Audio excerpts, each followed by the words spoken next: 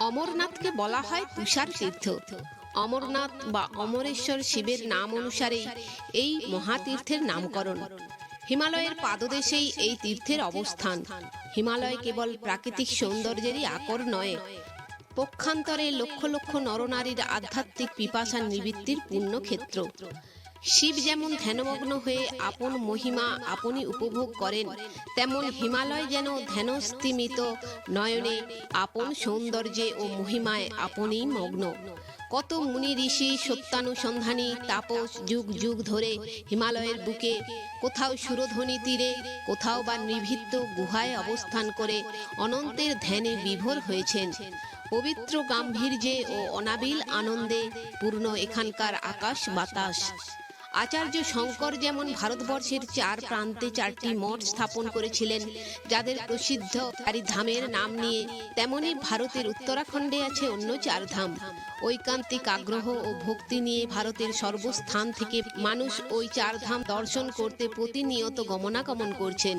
ওই চার ধামের নাম হলো বদরিকাশ্রম, কেদারনাথ, গঙ্গোত্রী ও যমুনোত্রী। এছাড়া আরও কয়েকটি প্রধান তীর্থ আছে এই হিমালয় দেশে, যেখানে দলে দলে মানুষ আসে দেব দর্শন মানসে, পুণ্য অর্জনে। এই তীর্থভূমিগুলির নাম কৈলাস, পশুপতিনাথ ও অমরনাথ। উত্তরপ্রদেশের আলমোড়া শহর থেকে কৈলাসের পথ শুরু হয়েছে, পশুপতিনাথ নেপাল রাজ্যের রাজধানী কাঠমান্ডু শহরে এবং তুষার তীর্থ অমরনাথ কাশ্মীরে। এছাড়া আছে আরও অনেক তীর্থ এই হিমালয়ে। প্রবাদে আছে কাশ্মীরের পূর্ব নাম ছিল সতীশ্বর। এখানে নাকি অনেক সরোবর ছিল এবং সতী ওই সকল সরোবরে জলক্রীড়া করতে আসতেন। কিছুকাল পরে কশ্যপ মুনি এখানে শিবের জন্য কঠোর আরাধনা করেন। তার তপে তুষ্ট হয়ে আশুতোষ তাকে দেখা দেন এবং বর দিতে চান। মুনি কশ্যপ প্রার্থনা করেন যে কাশীধামে বিশ্বনাথ দর্শনে যেমন পুণ্য ফল অর্জন হয়, সতীশ্বরে এসে শিব দর্শন করলেও যেন ভক্তদের অনুরূপ কল্যাণ হয় এবং তার নামের সাথে ওই স্থানের যেন স্থায়ী সহযোগ হয়। মহাদেব তথাস্তু বলে তার মনোবাঞ্ছা পূর্ণ করেন এবং সেই দিন থেকে কশ্যপ মুনির নামানুসারে সতীশ্বরের নাম হয় কাশ্মীর। অবশ্য এই বিষয়ে অন্যান্য কল্পকথা ও কিংবদন্তিও চালু আছে অনেক।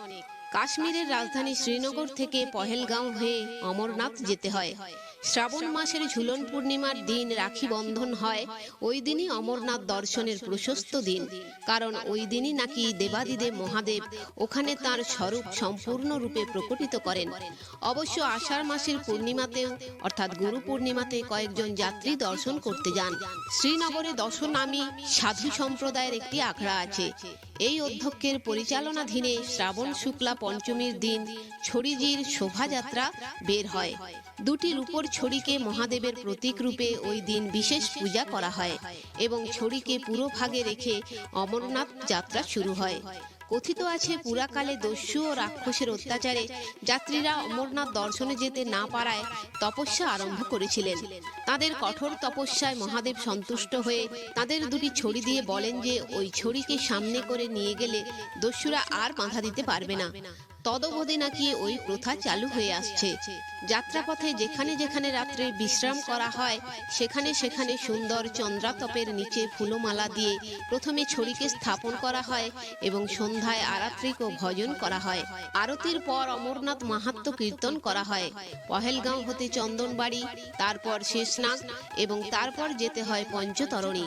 বড় খাড়া পথ, প্রচণ্ড শীত, ঘোড়ার সাহায্যে সাধারণত যাত্রীরা এই পথ অতিক্রম করে। পহেলগাঁও হতে প্রায় 48 কিলোমিটার দূরে অমরনাথ গুহা। Hello friends, welcome to my channel বৈদিক প্ল্যানেট। কেমন আছেন সবাই? আশা করি আপনারা সবাই খুব ভালো আছেন, সুস্থ আছেন, আনন্দে আছেন এবং যে যার নিজের জীবন শান্তিতে অতিবাহিত করছেন।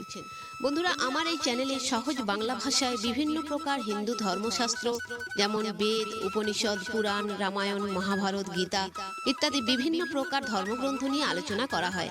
আপনারা যারা এই শাস্ত্রগুলি সম্বন্ধে জানতে ইচ্ছুক কিন্তু পড়ার জন্য সময় পান না, তারা এই চ্যানেলের ভিডিওগুলি দেখতে পারেন। তো বন্ধুরা, আজকে আমাদের আলোচনার বিষয় হলো অমরনাথের অমর কথা। তো আসুন পরবর্তী অংশ শুনে নেওয়া যাক। পঞ্চতরণী অমরনাথ যাত্রার শেষ বিশ্রাম স্থান। এখানে ক্ষুদ্রকায়া 5টি নদী এসে মিলিত হয়েছে। যাত্রীরা এখানে এসে স্নান এবং শ্রাদ্ধাদি অনুষ্ঠান করেন। চন্দনবাড়ি, শেষনাগ ও পঞ্চতরণী এই 3 জায়গাতেই আছে বিশ্রামাগার। পঞ্চতরণী থেকে অমরনাথ ধাম মাত্র 4.5 মাইল দূর। এখান থেকে অমরনাথ দর্শন করে আবার ফিরে আসতে হয়। অমরনাথে থাকার জায়গা নেই, চড়াই উতরাই পথ বরফে ঢাকা। অমরনাথ গুহার পাড়ে পাহাড়ের গা বেয়ে এক সুন্দর ঝর্ণা নেমে বইছে, তার নাম অমর গঙ্গা। অমর গঙ্গার নিচে এসে অন্য একটা বড় ঝর্ণার সঙ্গে মিলেছে প্রবাদ, অমর গঙ্গার জল পান করলে পুনর্জন্ম হয় না। অমর গঙ্গার সাদা পাথরের গুঁড়ো ঠিক শ্বেত চন্দনের মতো। যাত্রীরা শিব বিভূতি জ্ঞানে তা ললাটে লেপন করে। বোম বোম মহাদেব, জয় অমরনাথ জি কি জয় বলে গুহা অভিমুখে রওনা হয়। অমরনাথ গুহা বিরাট আকার। এর মূল প্রায় 50 ফুট অর্থাৎ 15 মিটার, দীর্ঘ 55 ফুট অর্থাৎ 16 মিটার এবং উচ্চতা 45 ফুট অর্থাৎ 11 মিটার। প্রায় সমুদ্র বক্ষ হতে অমরনাথ গুহার উচ্চতা 12,519 ফুট অর্থাৎ 3,765 মিটার মতো। এখানে কোনো মন্দির নেই, গুহার মধ্যেই অমরনাথজির অধিষ্ঠান। গুহার ভেতর প্রায় 1000 জন যাত্রী ধরে। গুহার অভ্যন্তরে 3 থেকে 4টি ধাপ আছে এবং ওপরের ধাপটি রেলিং দিয়ে ঘেরা। সবচেয়ে উঁচু জায়গায় প্রায় 2x1.5 মিটার বরফের পিণ্ড জমা হয়। উনি গণেশ হিসাবে পূজিত হন। এই সিদ্ধিদাতা গণপতির পূজায় প্রথম করতে হয়। এর বাম দিকে দুপাশ রেলিং দিয়ে ঘেরা এবং বাকি দুপাশে পাহাড়ের দেয়াল। তারই মধ্যে শ্রী শ্রী অমরনাথজি। এই লিঙ্গ বিগ্রহ তুষার নির্মিত। শীর্ষদেশে শিবলিঙ্গের মতো খানিকটা বড়, উঁচু হয়ে পাহাড় পর্যন্ত ঠেকে, প্রায় 91 সেন্টিমিটার উঁচু। বরফের লিঙ্গ বলে একে রসলিঙ্গও বলা হয়। প্রবেশদ্বার থেকে প্রায় 6 থেকে 8 মিটার দূরে শেষ প্রান্তে লিঙ্গ মূর্তির অবস্থান। যোনিপীঠের পরিধি প্রায় 2 মিটার, উচ্চতা 61 মিটার। যোনিপীঠের মধ্যস্থল থেকে উত্থিত সর্পাকৃতি তুষার পিণ্ডের দ্বারা মূর্তি বেষ্টিত। ডালোমাইট অর্থাৎ চুনাপাথর শিলাকে আশ্রয় করে এই তুষার লিঙ্গের সৃষ্টি হয়। আর বাম পাশে অপেক্ষাকৃত কম উঁচু একটি বরফ পিণ্ড রয়েছে, তাকে পার্বতী দেবী বলে পূজা করা হয়। গুহার ওপরে পাহাড়ের ছাদ দিয়ে অনেক স্থান থেকে অবিরত জলের ফোঁটা পড়ছে। আশ্চর্যের ব্যাপার, গুহার মধ্যে কিরূপে বরফ জমে যায় এবং জমলে ওই বিশেষ 3 জায়গায় কেন জমে, এই অলৌকিক ব্যাপারের ব্যাখ্যা আজ পর্যন্ত কেউ দিতে পারেননি। কোনো বৈজ্ঞানিকের ধারণায় আসেনি এই প্রাকৃতিক সংগঠনের কারণ। যদি একে কেউ শুধু অত্যাশ্চর্য প্রাকৃতিক ঘটনা বলেও ভেবে থাকেন, আরও আশ্চর্যের বিষয় এই যে শ্রী শ্রী অমরনাথজির লিঙ্গ বিগ্রহ শুক্লপক্ষের প্রতিপদ থেকে ধীরে ধীরে বর্ধিত হতে শুরু করে এবং পূর্ণিমায় উচ্চতা পায়। আবার কৃষ্ণপক্ষের প্রতিপদ থেকে ধীরে ধীরে হ্রাস পেতে আরম্ভ করে এবং অমাবস্যার দিন বরফের পিণ্ডের সঙ্গে একেবারে মিলিয়ে যায়। এ মহেশ্বরের অপূর্ব মাহাত্ম্য। তার লীলা রহস্যের আবরণ তিনি উন্মোচন করতে পারেন। কেবল মানুষ তার জন্ম সার্থক করে তাকে দর্শন করে। সরল ও পবিত্র প্রাণের ভক্তি অর্ঘ্য নিয়ে সুদুর্গম পথ অতিক্রম করে একমাত্র লক্ষ্য, একমাত্র কামনা শিব দর্শন, এই আশা বুকে নিয়ে পুণ্যকামী ভক্ত মানুষ এখানে ছুটে আসে। ভগবান আবির্ভূত না হয়ে পারেন কি? এই বিশ্বাসকে অস্বীকার করার জন্য হয়তো অনেক যুক্তি খুঁজে পেতে পারে অবিশ্বাসী মানুষ, কিন্তু তার ফাঁকে যে ফাঁকি থেকে যায়। দেব দর্শন করে বিশ্বাসী ভক্তের মতো চিদানন্দে ভরে ওঠে না। অমরনাথজির গুহায় গিয়ে পান্ডার সাহায্যে পূজার্ঘ্য নিবেদন করা যায়। গুহার ভেতর আর এক আশ্চর্য বস্তু আছে, তা হলো কয়েক জোড়া পায়রা। তারা ওই গুহার মধ্যেই ফোকরে বংশানুক্রমে বাস করছে। প্রচন্ড ঠান্ডায় তারা কি করে যে থাকে বা কি যে আহার করে তারাই জানে। জনসাধারণের বিশ্বাস যে পায়রার দর্শন না পেলে নাকি অমরনাথজির দর্শনের পূর্ণ ফল লাভ হয় না। সেজন্য যাত্রীরা উৎসুক হয়ে থাকেন কখন পায়রা দেখবেন, এই আশায়। পায়রাগুলি আকারে অপেক্ষাকৃত ছোট, নিচের দিকের রং সাদা, উপরের দিকটা কালো দাগ কাটা। পায়রা সম্বন্ধে কথিত আছে যে একদা শিব আপন মনে আত্মভোলা হয়ে নৃত্য করতে থাকেন। বহুক্ষণ ধরে নৃত্য চলে, সন্ধ্যা অতিক্রান্ত হয়ে যায়, কিন্তু ভোলানাথের কোনো খেয়াল নেই।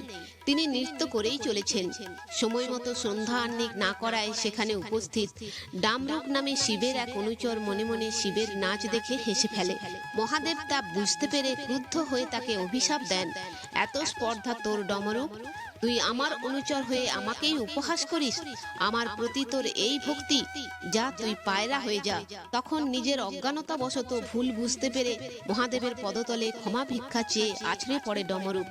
শিব তুষ্ট হয়ে বলেন, তুই পায়রা হয়ে এই গুহাতেই থাকবি, তবে যে যাত্রী আমায় দর্শন করতে এখানে আসবে তারা যতক্ষণ না তোর দর্শন পাবে ততক্ষণ তাদের দর্শন সম্পূর্ণ হবে না। তদবধি তারা বংশানুক্রমিক এখানে এই গুহাভ্যন্তরে বসবাস করছে।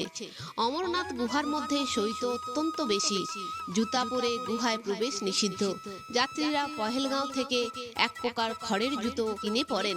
অমরনাথজির পূজায় যা প্রণামী পড়ে তা 3 ভাগ করা হয়।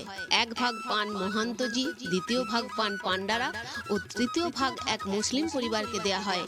এক সময় নাকি অতিরিক্ত তুষারপাতে অমরনাথ যাবার পথ বরফ ঢাকা পড়ে হারিয়ে গিয়েছিল, ফলে কয়েক বছর কোনো যাত্রী দর্শনে যেতে পারেননি। তখন এক মুসলমান মেষপালক কোনো প্রকারে গুহার রাস্তা এবং গুহা আবিষ্কার করে সকল তীর্থকামীর কৃতজ্ঞতা ভাজন হলো। তখন থেকে তার পরিবারবর্গ প্রণামীর 1/3 পেয়ে আসছে। দেবাদিদেব মহাদেবের কি অপার মহিমা! বাস্তবিক তুষার তীর্থ অমরনাথের মাহাত্ম্যের কোনো শেষ নেই। এই গুহা তীর্থের নাম অমরনাথ কেমন করে হলো সে সম্পর্কে প্রচলিত আছে কয়েকটি উপাখ্যান। সেগুলির মধ্যে ভৃঙ্গি পুরাণের আখ্যানই সমধিক প্রসিদ্ধ। এটি পৌরাণিক আখ্যান, কল্পনা, কিংবদন্তি নিয়ে গড়ে উঠেছে। বিশ্বাসী ভক্ত অমরনাথজির অমর রূপ দেখতে দেখতে, অমরনাথের অমর কথা শুনতে শুনতে মহাদেবের করুণায় প্রাণের সকল চাওয়ার শেষে পৌঁছে যায়।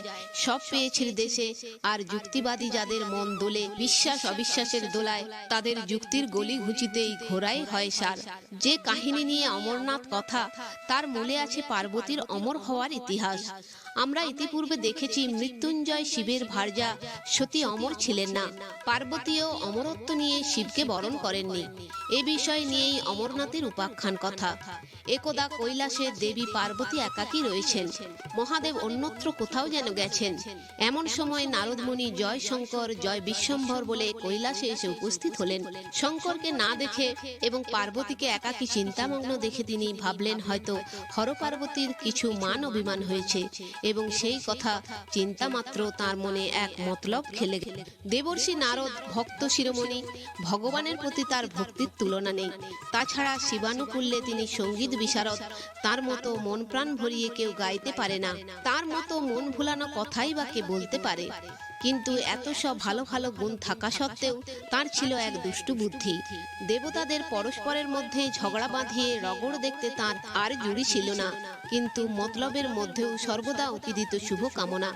দেবী দুর্গাকে একাকিনী বসে থাকতে দেখে নারদ বিমর্ষ স্বরে বিনার তারে মৃদু ঝঙ্কার দিয়ে বললেন, জগৎ জননী মহেশ্বরের কণ্ঠে দোলে যে মুন্ডমালা, সেটি কার কার মুন্ড দিয়ে তৈরি জানেন কি? পার্বতী শির সঞ্চালন করে জানি না এই কথা বলায় নারদ ইতস্তত করে বললেন, যদিও বলা উচিত নয়, এগুলি কিন্তু মা আপনারই মাথা। এর পূর্বে আপনি যতবার জন্মেছেন ততবারই আপনার শরীর যাওয়ার পর আপনার মাথাগুলি নিয়ে শিব মালা করে বুকে দুলিয়েছেন। শিব নিজে অমর, তিনি মৃত্যুঞ্জয়, কিন্তু জননী অপরাধ নেবেন না, মহেশ আপনাকে অমর করেননি। হায়, আপনাকে কিরূপ তিনি ভালোবাসেন জানি না। এই কথা বলে উদ্দেশ্য সফল বিবেচনা করে নারদ অন্তর্হিত হলেন। দুঃখে অভিমানে পার্বতী ব্যথিত হয়ে বসে রইলেন। সত্যই তো শিব ছাড়া তিনি কিছুই জানেন না, কিন্তু হায়, তিনি অমর নন। আবার শিবকে ছেড়ে যদি তাকে দেহত্যাগ করতে হয়, না, কিছুতেই না। এর একটা ব্যবস্থা করতেই হবে তাকে। কিছুক্ষণ পর মহাদেব এলেন এবং গৌরীকে বিষণ্ণ মনে বসে থাকতে দেখে তার বিষণ্ণতার কারণ জিজ্ঞাসা করলেন হাসতে হাসতে। ত্রিকালজ্ঞ তিনি, জানতে কিছুই বাকি নেই। শিবজায়া স্বামীকে উল্টে প্রশ্ন করলেন, দেব, আপনার বক্ষে যে মুন্ডমালা শোভা পাচ্ছে, ওই মালার মুন্ডগুলি কার? অন্তর্যামী ভগবান নারদের কাণ্ড বুঝতে পেরে পার্বতীকে তুষ্ট করার অনেক চেষ্টা করলেন, কিন্তু দেবী জিদ ধরলেন যে তাকে অমর না করা পর্যন্ত তার মনোকষ্ট কমবে না, তিনি তার শিবকে ছেড়ে যেতে পারবেন না। গৌরী বললেন, দেব, আমায় এমন কথা বলুন যা শ্রবণমাত্র আমি অমর হয়ে যাব। নিরুপায় মহাদেব শেষ পর্যন্ত রাজি হয়ে বললেন, এমন একটা নিভৃত স্থান বেছে নিয়ে তোমায় উপদেশ করতে হবে যাতে ওই কথা অপর কেউ না শুনতে পায়, কারণ ওই মহামূল্যবান উপদেশ যে শুনবে সেই অমর হয়ে যাবে। প্রিয়ে, তুমি এ কথা শোনার উপযুক্ত পাত্রী হলেও অপরে নয়। এই কথা বলে তারা উভয়ে নির্জন স্থান অন্বেষণ করতে করতে বর্তমান অমরনাথ গুহার কাছে এসে ওই স্থানটি একান্ত নিরালা দেখে পছন্দ করলেন। ওইখানে বসেই উপদেশ দেবেন বলে মনস্থ করলেন মহাদেব। উপবেশনের স্থান না থাকায় শঙ্কর ত্রিশূল দিয়ে পাহাড়ে আঘাত করলেন। সৃষ্টি হলো এক বিরাট গহ্বরের। ওরা দুজনে সেই গুহার মধ্যে সামনাসামনি বসলেন। গৌরীকে খুব মনোযোগ সহ অমূল্য উপদেশ শুনতে বলে শিব সমাধিস্থ হলেন। সমাধি ভঙ্গের পর নিমিলিত নেত্রে শিব অমর উপদেশ আরম্ভ করলেন। মহেশ পূর্বেই দুর্গাকে বলে রেখেছিলেন, প্রিয়ে, তুমি উপদেশ শুনছ বা বুঝছো কিনা তা হু হু করে আমার কথায় সায় দিলেই বুঝতে পারবো। এর মধ্যে আর এক ঘটনা ঘটে গিয়েছিল। এক ধর্মপ্রাণ রাজা কোনো এক মুনির বিরাগ ভাজন হওয়ায় মুনি রাজাকে তোতা হয়ে যাও বলে অভিশাপ দিলেন। ফলে নৃপতি হয়ে গেলেন একটি তোতা পাখি। সেকালে মুনি ঋষি কেউ কেউ কখনো চটে গিয়ে অমন অভিশাপ দিয়ে বসতেন। ধর্মপ্রাণ রাজা মুনির পদতলে পড়ে তার ক্ষমা ভিক্ষা করায় মুনি বললেন, বৎস, মুনি ঋষির বাক্য কখনো বৃথা হয় না। অমুক পার্বত্য স্থানে মহেশ্বর পার্বতীকে অমর কথা উপদেশ দিচ্ছেন। তুমি কোনো রকমে তাদের অগোচরে গুহায় ঢুকে ফোকরের মধ্যে বসে ওই উপদেশ শুনলে অমর হয়ে যাবে এবং তোমার নাম ব্যপ্ত হয়ে পড়বে ত্রিভুবনে। এদিকে শিব উপদেশ আরম্ভ করার সঙ্গে সঙ্গে পার্বতী হঠাৎ গভীর নিদ্রাচ্ছন্ন হলেন। কিন্তু মহাদেব কিছুক্ষণ উপদেশ দেওয়ার পর যখন শুনছ তো এই জিজ্ঞাসা করতে লাগলেন, তখনই সেই তোতা ফোকরে বসে হু হু করে সায় দিতে লাগলো। উপদেশ শেষ করে মহাদেব নেত্র উন্মিলন করে দেখলেন পার্বতী নিদ্রাবিভূতা। তাকে জাগিয়ে জিজ্ঞাসা করলেন, প্রিয়ে, উপদেশ সব শুনেছ তো? পার্বতী অতিমাত্রায় দুঃখিত হয়ে বললেন, হায় প্রভু, হঠাৎ মোহনিদ্রা আমায় অভিভূত করায় আমি ঘুমের ঘোরে কথা শুনতে শুনতে কখন যে নিদ্রাবিভূত হয়েছি কিছুই জানি না। এই কথা বলে তিনি দুঃখ করতে লাগলেন। কিন্তু শিব বিস্মিত হয়ে বললেন, সে কি, তবে হু হু করে কে সায় দিল? শিব ক্রোধে আরক্ত লোচনে ইতস্তত এদিক ওদিক চাইতে দেখতে পেলেন একটি তোতা পাখি ফোকরে বসে আছে। তক্ষুনি ত্রিশূল হাতে তাকে বধ করতে উদ্যত হওয়ায় সঙ্গে সঙ্গে তোতাও প্রাণ ভয়ে উড়ে পালিয়ে গেল। মহাদেবও তার পশ্চাতে ধাবমান হলেন। তোতা উড়তে উড়তে সমস্ত ত্রিভুবন ঘুরতে লাগলো, কোথাও আশ্রয় মেলে কিনা সেই চেষ্টায়। প্রথমে অনেকেই অসহায় তোতাকে আশ্রয় দিতে স্বীকার করলেও সে শিবের কোপে পড়েছে জেনে আর কেউ তাকে আশ্রয় দিতে স্বীকার করলেন না। অবশেষে তোতাটি উড়তে উড়তে অত্যন্ত ক্লান্ত হয়ে এক পুকুরের কাছে এসে দেখে যে এক মহিলা স্নান সমাপন করে মাথার চুল থেকে জল ঝরাচ্ছেন। মাথা পিছন দিক করে জল ঝাড়তে ঝাড়তে মুখ হাঁ করায় তোতা অনন্যপায় হয়ে তার মুখ দিয়ে ঢুকে গেল। এখন সেই মহিলা হলেন ব্যাসপত্নী এবং তার মতো সাধ্বী রমণী তখন কেউ ছিল না বললেই চলে। তার কাছে দেবতারাও হার মানেন। কাজেই মহাদেব আর কিছু করতে না পেরে শেষ পর্যন্ত তোতাকে আশীর্বাদ করে চলে গেলেন। শিবের বরে তোতারূপী রাজা অমর হলেন। আশুতোষের এই রাগ, আবার এই তুষ্টি। কিছুদিন পর সেই ব্যাসের স্ত্রীর গর্ভলক্ষণ দেখা দিল, কিন্তু 10 মাস 10 দিন পরেও তার সন্তান ভূমিষ্ঠ হলো না। এইভাবে দীর্ঘ 12 বছর কেটে গেল। তখন ব্যাসদেব আর থাকতে না পেরে গর্ভস্থ সন্তানকে উদ্দেশ্য করে বললেন, আপনি যেই হন না কেন সত্বর নির্গত হয়ে আসুন, নতুবা আমার পত্নীর জীবন সংশয়। ব্যাসের এই কথা শুনে এক পরম রূপবান পুত্র ভূমিষ্ঠ হয়েই জঙ্গলের দিকে চলতে লাগলেন। ইনিই হচ্ছেন সন্ন্যাসী শ্রেষ্ঠ সুখদেব। তো তার অন্য নাম সুখ। মুনিবাক্য সফল হলো। যেহেতু এই গুহায় বসে শিব পার্বতীকে অমর কথা শুনিয়েছিলেন, সেজন্য এর নাম হলো অমরনাথ। ভক্তি ও বিশ্বাস নিয়ে যারা এই অমরনাথজি দর্শন করেন তারা মোক্ষ অর্থাৎ অমরত্ব প্রাপ্ত হন। দেবতারা যখন শুনলেন যে শিব ওই গুহায় বসে পার্বতীকে অমর কথা উপদেশ করছেন, তখন তারাও তা শুনবার আশায় ওই গুহায় এসে শিবের আরাধনা আরম্ভ করেন। তারা যেদিন এসেছিলেন সেদিন ছিল শ্রাবণী অমাবস্যা। এক পক্ষ কাল ধরে কঠোর তপস্যা করেন তারা, এবং পরে শিব সন্তুষ্ট হয়ে ধীরে ধীরে তার স্বরূপ দেবতাদের সম্মুখে উদ্ঘাটিত করতে থাকেন। দেবতারা খুশি হয়ে চলে যাওয়ার পর মহেশ্বর নিজেকে ধীরে ধীরে আবার অপ্রকট করেন। তদবধি এরূপ জনবিশ্বাস আছে যে প্রতি শ্রাবণী শুক্লপক্ষে তিনি বর্ধিত হয়ে পূর্ণ কলেবর ধারণ করেন, কৃষ্ণপক্ষে হ্রাস পেতে আরম্ভ করেন। যেহেতু শ্রাবণী পূর্ণিমার দিন তিনি প্রথমে ওই গুহায় নিজের পূর্ণরূপ প্রকটিত করেন, সে কারণে ওই দিনই সকলে তাকে দর্শন করেন। এই হলো অমরনাথের অমর কথা। তো বন্ধুরা, আজ এই পর্যন্তই। ভিডিওটি যদি ভালো লেগে থাকে তাহলে লাইক, কমেন্ট, শেয়ার করে আপনার প্রিয় মানুষদেরও দেখার সুযোগ করে দেবেন, এবং এই ধরনের ভিডিও আরও দেখার জন্য চ্যানেলটি সাবস্ক্রাইব করে পাশে থাকা বেল আইকনটি প্রেস করে দেবেন পরবর্তী ভিডিও নোটিফিকেশন পাওয়ার জন্য।